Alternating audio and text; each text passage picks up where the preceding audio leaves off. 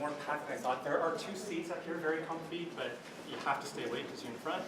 So if you want to take those, there are 2 here, there's 1 over there. New medieval music on Friday afternoon. Welcome to our lecture this afternoon. This is on the music of the Troubadours and Trouveres. Our event is jointly sponsored by a number of groups: the Center for Humanities, Fine Arts, French Honors Program, Legal Studies, and Modern Languages and Literatures. I want to thank them for their support. Also thank you to Dr. Leslie Morgan, who helped me organize this, as well as Malika Rogers and Katie Allender for providing logistical support. I'm Remy Chu. I'm the music historian here, and it is my pleasure to introduce Dr. Jenna Phillips, our speaker this afternoon. Dr. Phillips is a postdoctoral fellow at Johns Hopkins University, and she is a specialist in medieval French history. She's working on a book, and at the moment provisionally titled Sound, Violence, and the Period Ear in 13th Century France, wherein she is studying the social and political contexts that may have determined how music and poetry at the time were heard and understood.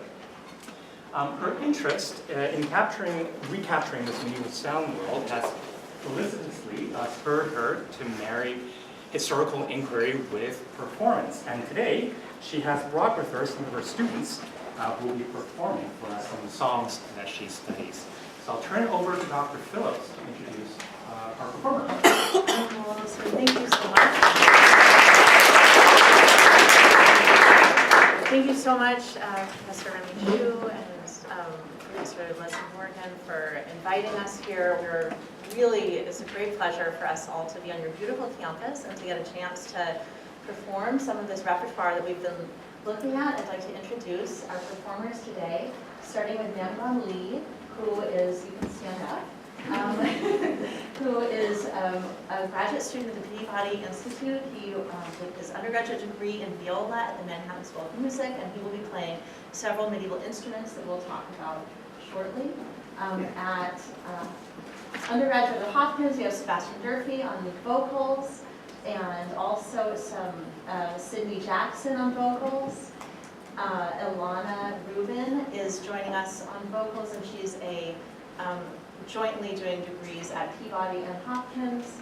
And this is A. Reed Bradshaw, who's a Hopkins student and who will be singing and playing the harp. So welcome. Welcome.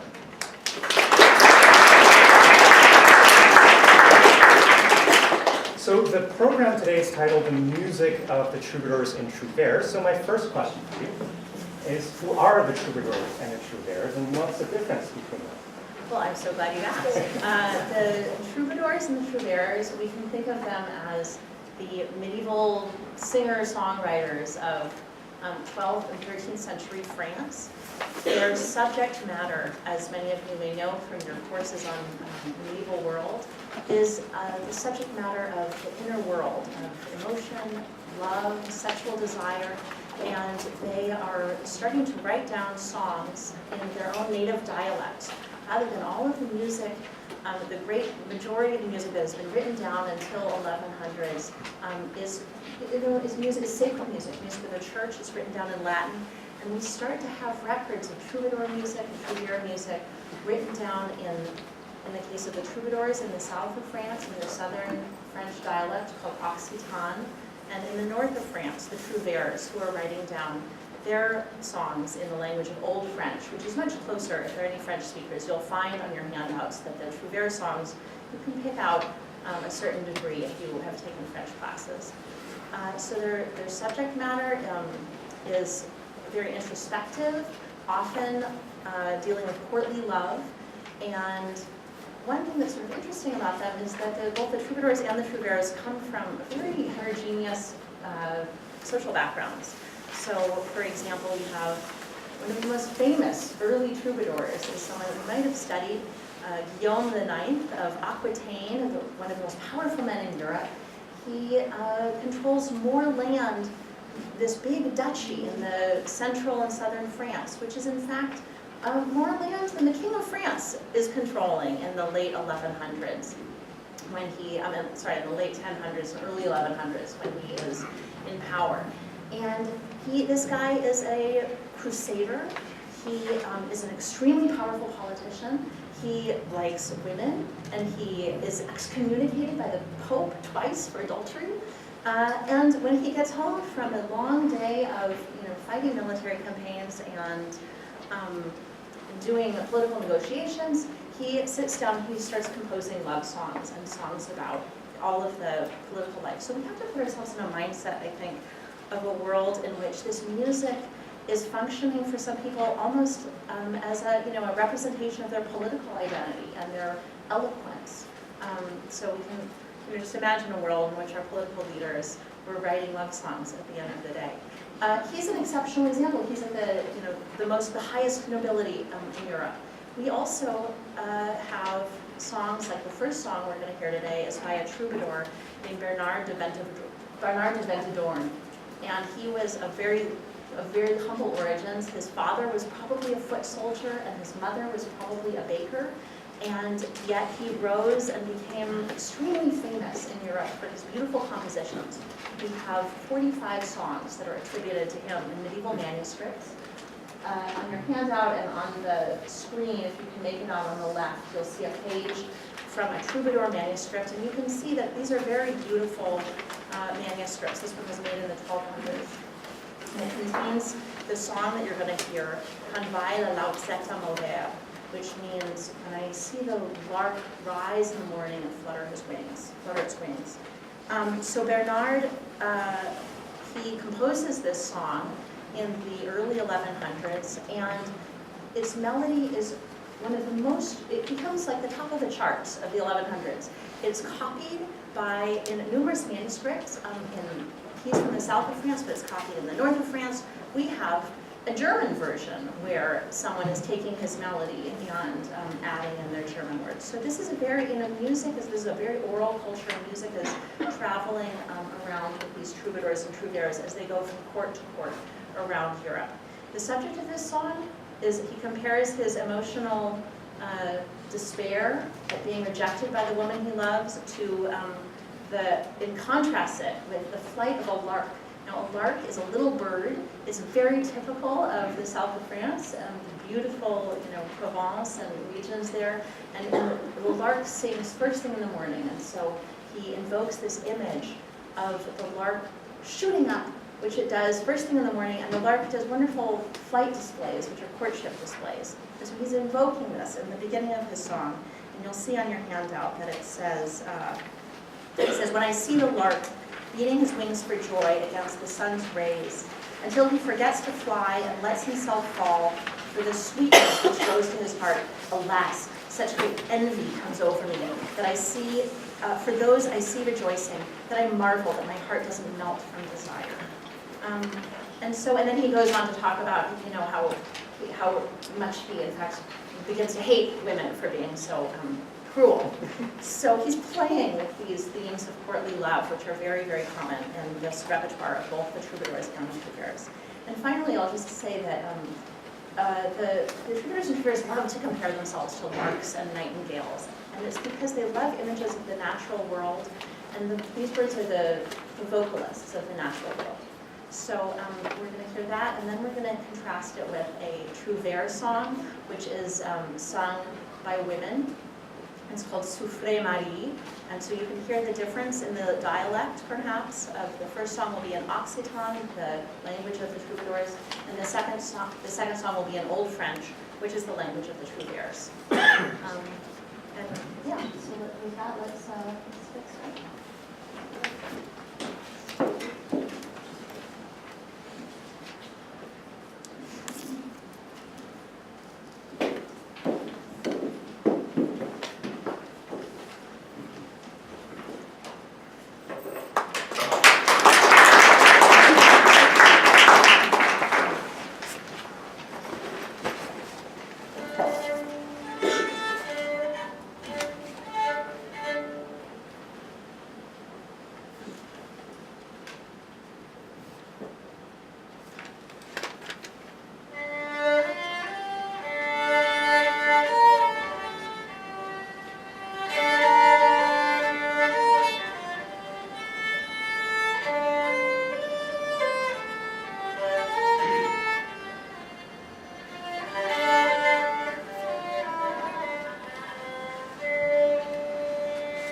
Andai la lațe ta mover, de joisas alas cantral rai, que sublides lais ashazer, per la dosor calcolivai. Ai tam gran sen amen ve, de quicken veagiat Sion, meravillas ai cardesle, locor de decirer non fo.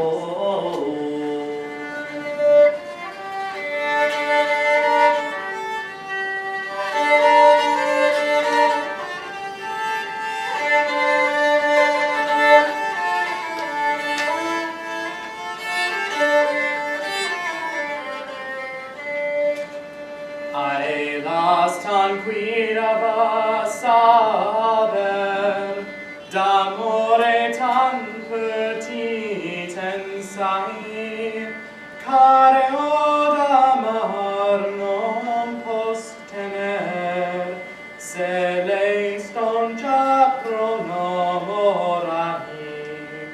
Tut m'amor cor, et tut m'ame, et seme se tot l'omon, et consem toc non leset re, mas desirere cor volon.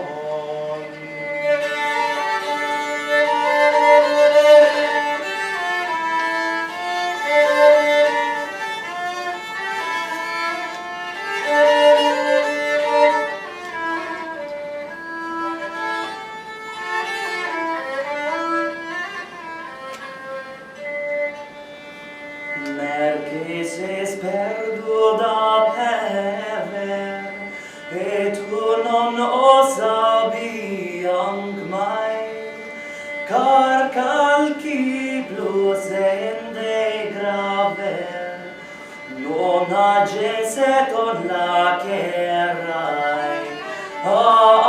Cam mal sembla qui lave, che da che scete dezirum, che già ses las non aurabe, laetze morir che nulla ho.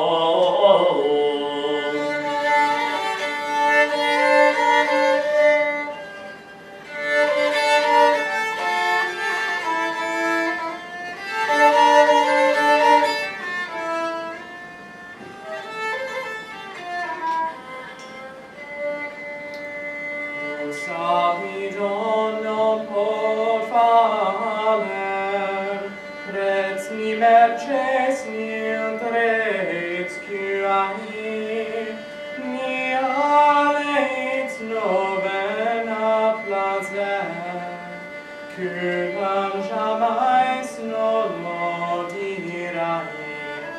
Ai, sim parte lesem recre, mod mam e per mod mi respond, evamen plus il nombre te, shaitus emis il no saion.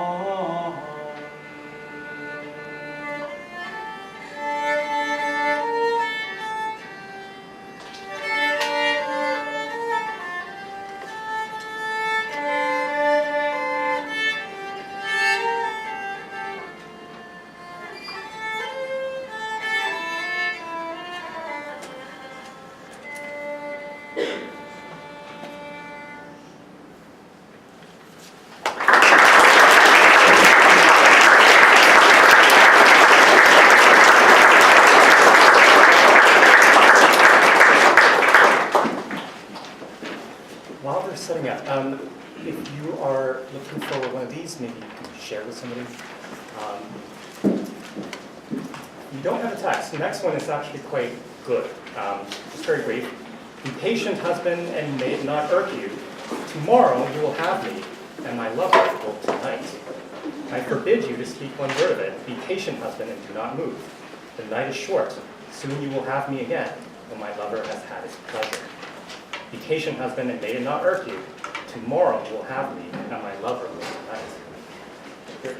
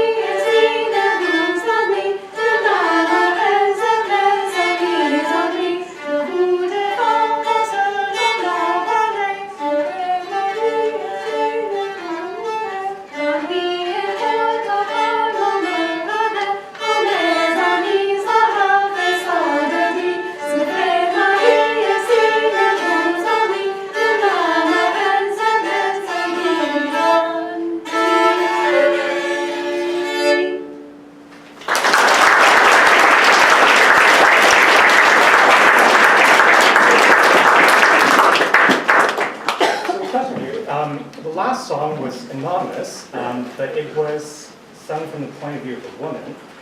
So is that unusual, and can we assume that a woman would have composed this or performed this?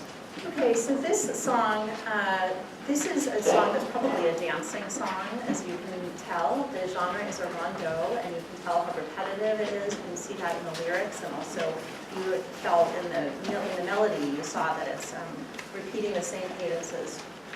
And it is indeed sung in a woman's voice. There are a number of Trouveres songs that are sung in women's voices. There's a genre also called the chanson de trois, which we're going to sing at the end of this concert, which just means a sewing song or a spinning song. Some of them tell stories. This one, of course, is a sort of a twist on courtly love that we just heard of a woman saying, "Be patient, husband. You know, you're going to have me tomorrow, but my love is going to have me tonight." So, you know, they're playing with these courtly ideas of romance outside of the bounds of marriage. And was it really composed by women? In the 19th and 20th centuries, French philologists and historians said, but of course not, these women, we don't have evidence of women composing Trouveres songs. And they thought, no, all of this repertoire must be a male repertoire. It must have, even if it's composed in a woman's voice, it must have been written by men.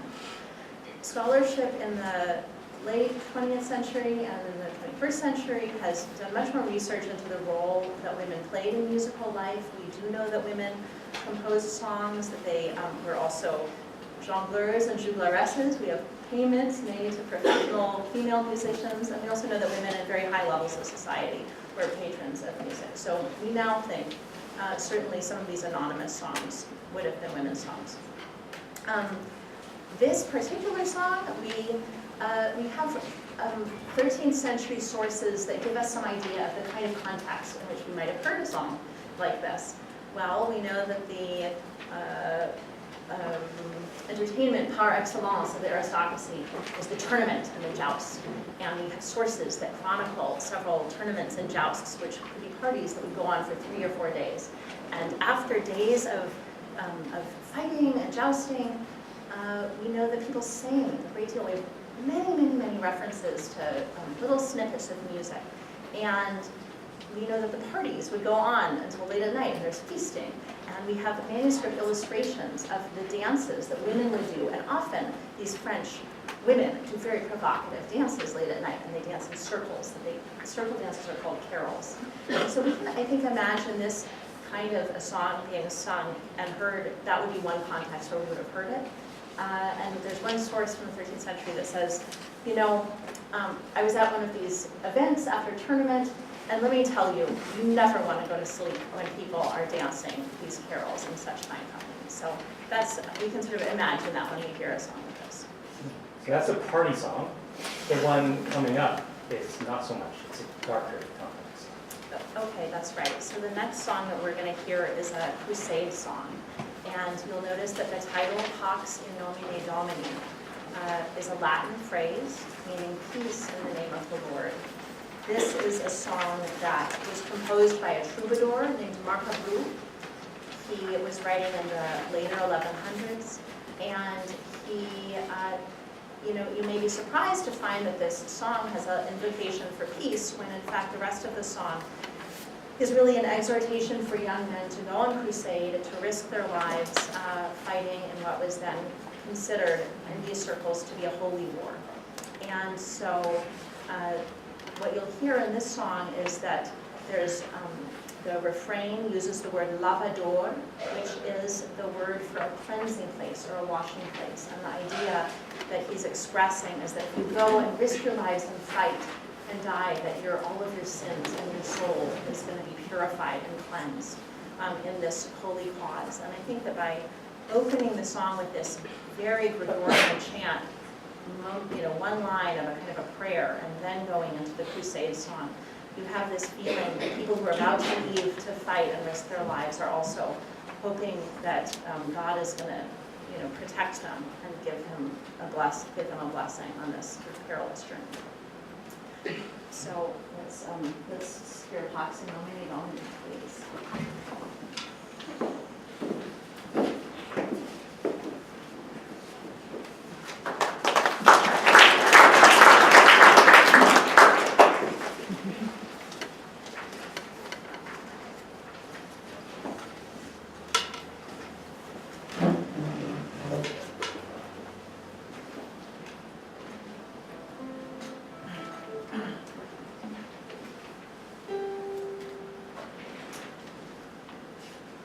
Pax in nomine Domini,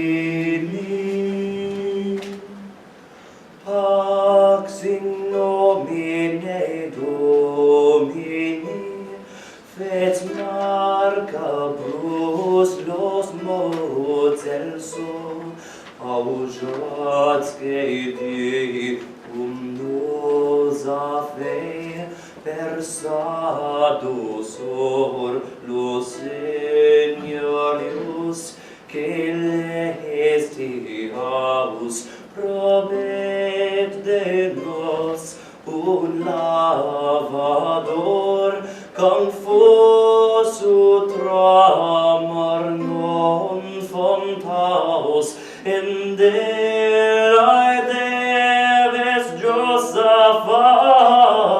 et aces desae vos conor.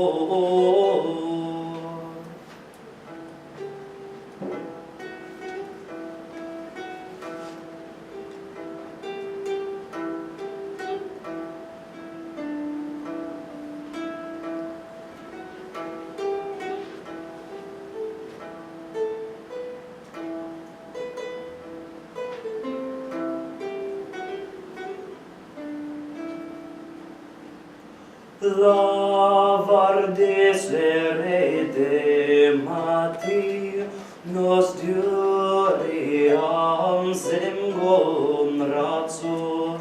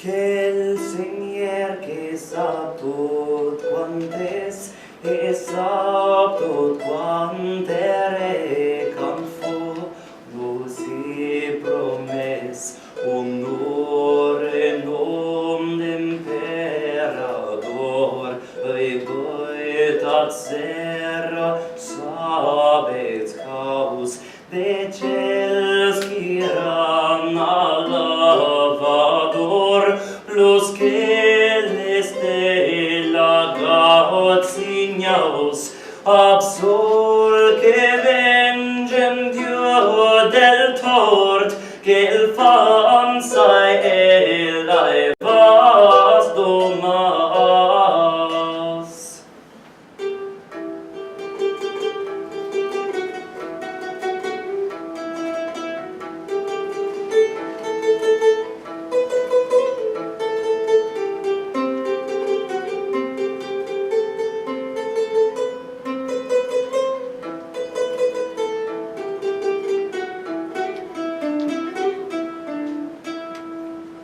En España Zailo Marqués Echil del Temple Salamo Sofron López el Fai del Ordo e Pecador perché giovens creavo laus el cret veraces lavador versa sobre els plurix captaus fraits de proets alas que non amon joini deport.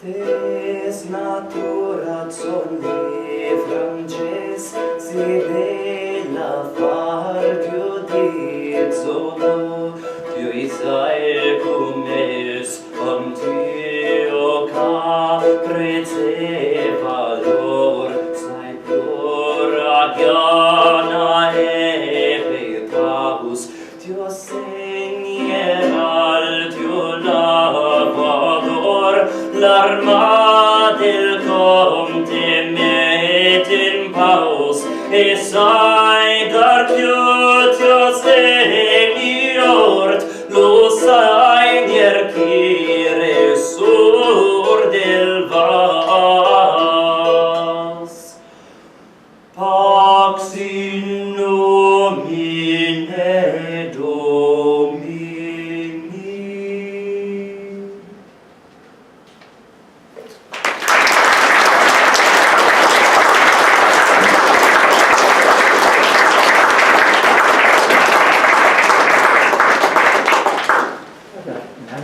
Can you tell us a little bit about the instruments you're using?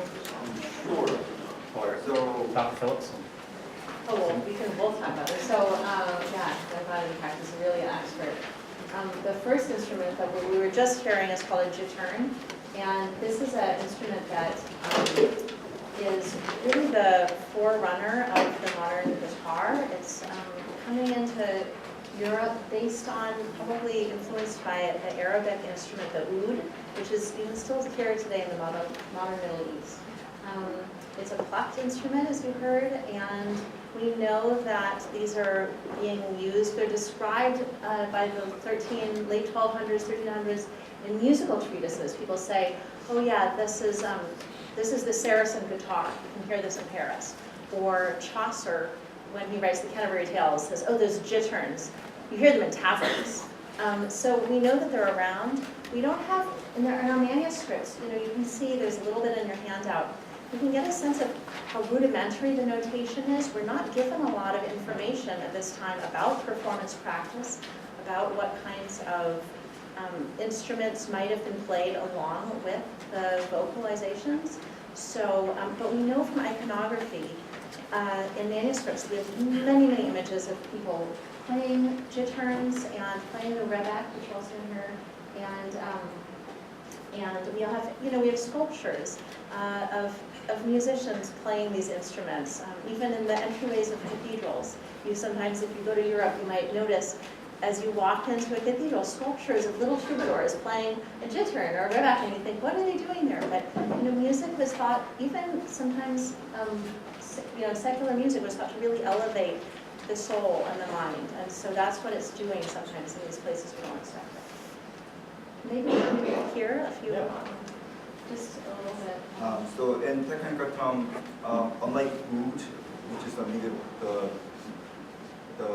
Middle Eastern plucked string that widely used on the today, this instrument has a fret like a modern day guitar. So it will make clear sound for each half step per each fret, just like work like a guitar in this case. Or compared to size on the number of string, you may call it like medieval ukulele, I guess. Also, this instrument have a double string, so you may notice there's a lot of pads in here and string attached. But this string is not really in different tuning. So two strings have like same note. So it's just 4 strings in practical use. And I currently change the tuning a little bit to the E bottom here, and C, and D again, and A.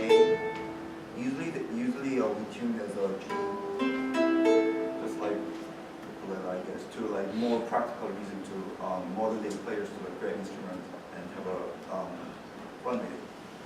So some chords.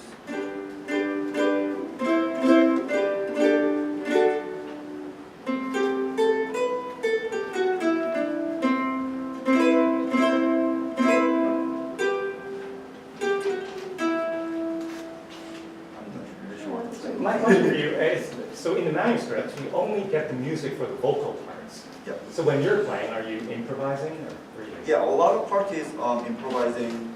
I do listen like few recordings of like what the really professionals do on this music and instruments, and I'm trying to copy their style. And sometimes I use all my improvising skill or imagination to what would it really sound like.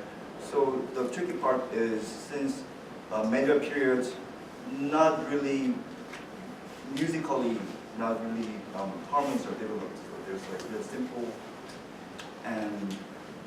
but using same harmony over and over again can be boring. In terms of, since like all the texts are repeated like at least like 5 to 7 times. So I'm trying to change harmony bits and pieces here, but not drastically often. And also using the ornamental counter melody line to the singer. That's usually what I'm doing. And we also do a like basic melody line that singer sings, and I improvise up on the melody line that was written down. But most of the part is almost improvisation. Thank you. Yeah, let's just show people also the rebec. So the rebec is another instrument that's probably coming out of, based on an Arabic instrument that's coming to Europe, maybe through Spain. And the southern part of Spain is still a Muslim region at this time. And this is obviously a bowed instrument. And again, we have a great deal of visual evidence, even though we don't have texts that are telling us exactly how this music, how the instrument is going to complement the singers. So all this evidence of rebec goes to 11th century in La region in Spain. There is a sculpture of one saint holding rebec. That's all we can know. Rebec has a 3-string tuned with. There's a bottom 3-string of violin or top 3-string of viola. We never know the exact tuning though, but as I explained with the turn, we just tuning a bit for like convenience reasons, so modern thing can pick it up and play right away. It's small and handy, and unlike modern violin, like play like this, it's play way under in my arm, like it stay on my arm and not really move around. Also, technical development has not really developed yet. There's no such like positions. We only play here. So, some example.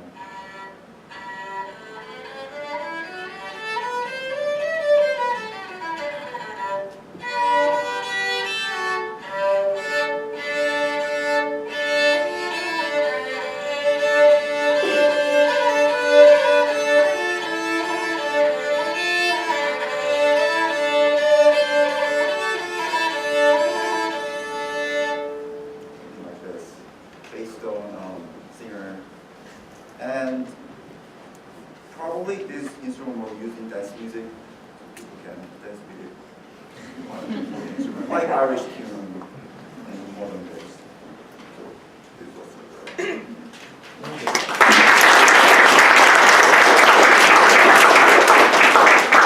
So coming up, we have a genre called the jeu party, and every time I talk to you about this repertoire, you get especially excited about the jeu party. So can you tell us what a jeu party is and why you like it so much? All right, the jeu party is in fact my favorite genre of medieval French music.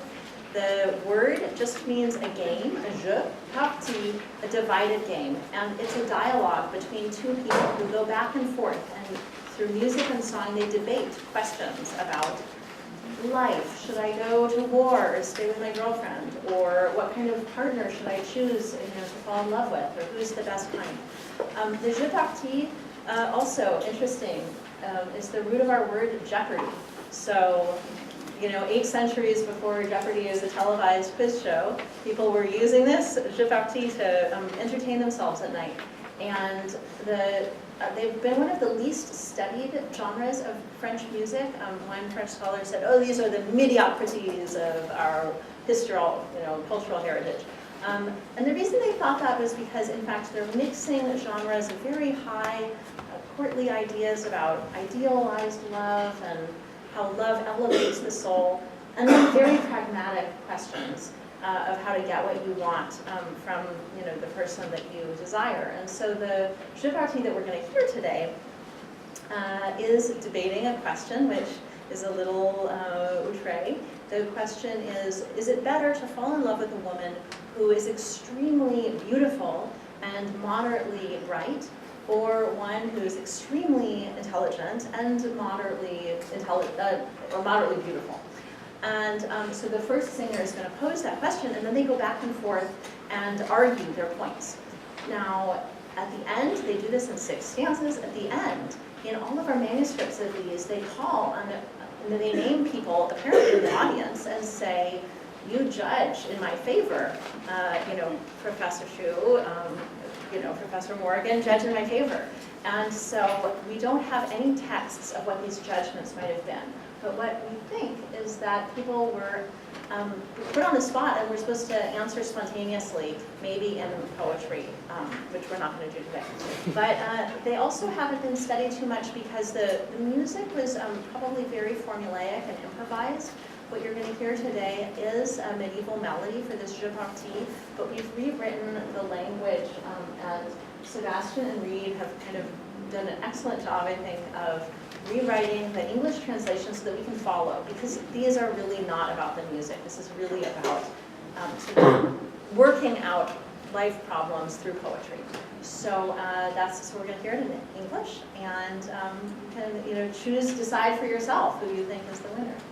And let's see what happens.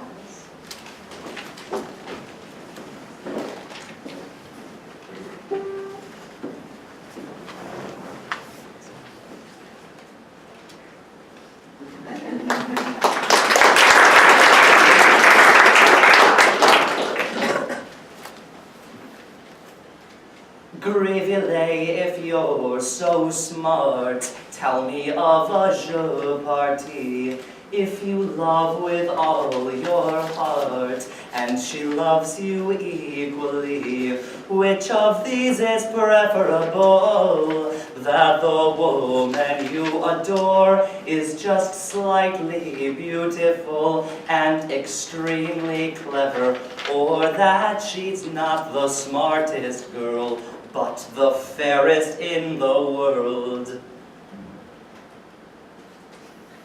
Lord Jehan, a beautiful present you give me, and I choose well, that I might live and not resent, or jealously fear my lovely belle. I wish her affections were truly founded in sense, as the best are grounded. Sense is never suspicious, but beauty is traitorous, containing pride which never spent, plagues its owners with torment. A Grivile beauty can't hear, nor can it listen or see, and you shouldn't ever fear it would cause you malady. Smartness, though, can often lead to felony and bring about pride and treason. Yes, indeed, so in sense you're losing out.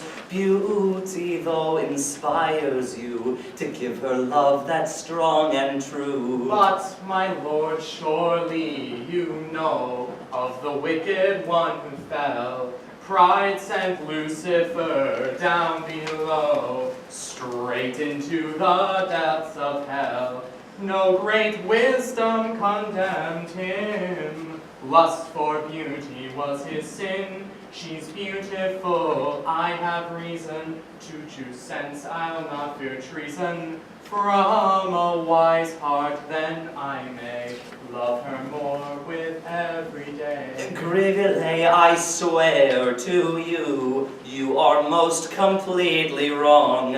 Kings and monarchs know it's true. They would surely go along with what I say, and you protest that a beauty rich in flavor always will be in request. Beauty is something you can savor more and more with every day. Unlike brains, I have to say. Oh, my lord, such savage speech I have never heard from you. If a king does overreach his feeble mind, so too do you. No sane man would ever refuse the good sense she'll never lose.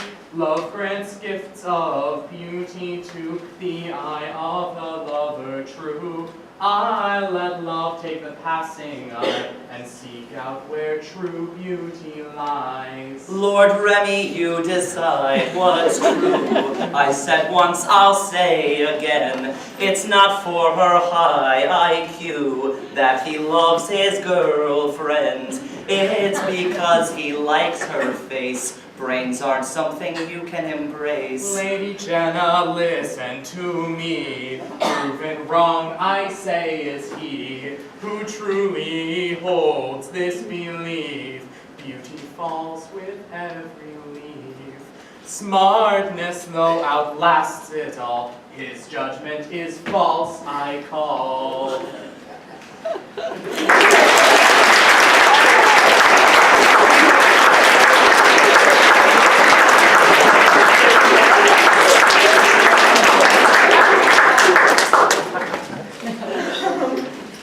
So our last song is, goes from this more humorous context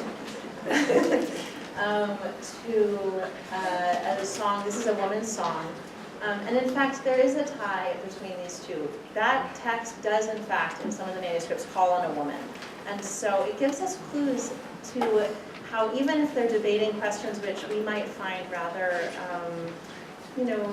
politically incorrect today, or even offensive, still they're opening up dialogue in which women are being called on as well as men. So it gives us a kind of an idea of this musical space that welcomes in different kinds of classes and genders. The last song that we're going to hear is another woman's song, a chanson de joie, and it's a sad song about a lady who's waiting for her lover to return from tournament. She's waiting at the window, and then she finds news that he has been killed at the tournament. Not that uncommon, thing to happen. And then she decides that she doesn't want to find another lover, and so she's going to found a convent to live in for the rest of her days. So this is called Belle Goette.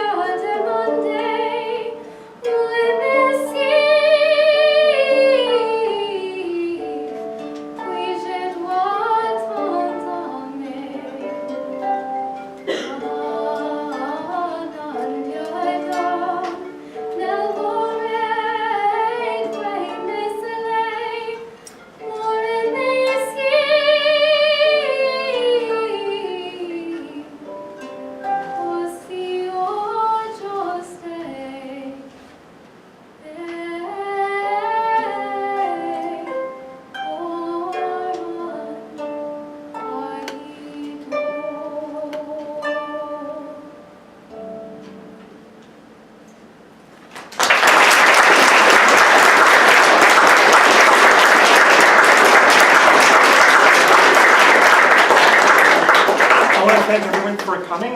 If you have questions for Dr. Phillips or any of our performers, we're sticking around for a little bit, so come and talk to us. Let's thank Dr. Phillips and all of our performers.